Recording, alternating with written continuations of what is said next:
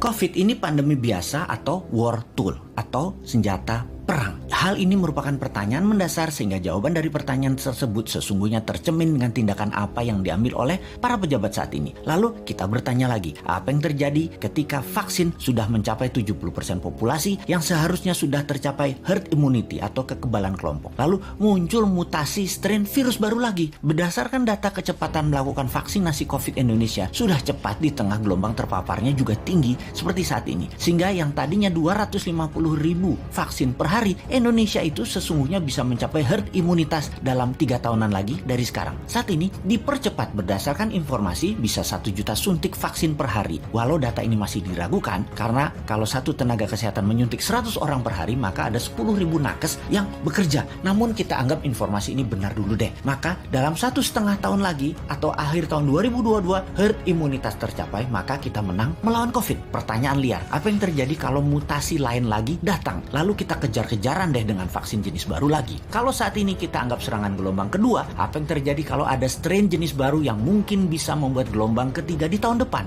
Melihat cara penanganan pemerintah atas COVID yang merupakan virus import dan PCR antigen juga produk import kebanyakan dan masker juga terbanyak barang import, bahkan disuruh 2 lapis lagi sekarang. Lalu vaksin juga produk import. Ini kita tidak boleh berlama-lama seperti ini. Apa nggak kita balik aja sebaiknya? Inilah masa di mana produk lokal, misalnya masker, harusnya merupakan 90% masker yang beredar di Indonesia saat ini adalah buatan lokal. Antigen tes lokalnya harus 100%. Vaksin lokal harus 50%. Atau obat peningkat imunitas yang lokal harus digenjot. Agar kalau virus mutan lagi, kita nggak terus bergantung impor yang akan membuat ekonomi negara digerogoti uang keluar atau flight capital. Sudah cara bernegaranya membatasi uang beredar menjadi tipis di tanah air, uang tadi ditarik keluar dengan berbagai kebutuhan impor dan tunai di tanah air harus hidup dengan pinjaman dolar asing dan yuan. Rupiah kok jadi nggak berdaulat ya? Pastinya karena kebijakannya terlalu impor. Walau bisa terlihat benar karena semuanya dalam keadaan darurat, tapi kalau bernegaranya daruratnya berkepanjangan seperti ini, sebenarnya bisa nggak masuk kategori salah kelola atau mismanagement bernegaranya.